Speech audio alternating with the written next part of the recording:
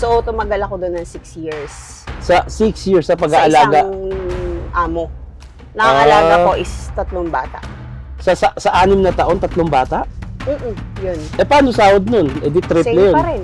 Bakit ang naikwento mo sa akin, bawal sa Taiwan ng magpaalaga ng anak? Hindi, kasi dito, pwede kang kumuha ng caretaker kung 3 ang anak mo. Anong malaking pinagkaiba ng Taiwan sa Pilipinas pagdating sa pamumuhay at trabaho?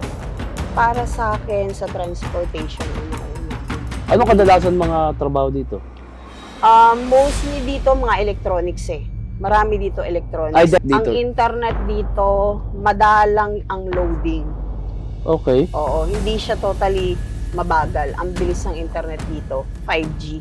Sa factory is 20, alam ko every year nagtataas sila. Parang this year, 29 na yata.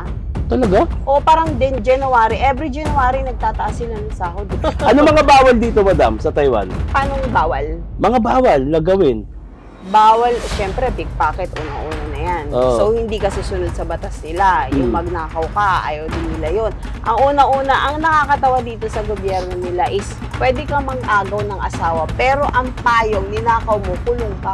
Meron pang isa dito, madam, yung bawal pumulot ng pera. Bawal. Bakit? Bawal yan. Oo. Kasi, Tsaka yung Sogo dito, mall. Yung Sogo sa Pilipinas, ganun. dami nga rin bading dito eh. Dami. Oo, saka ang LGDB, di ba? Legal.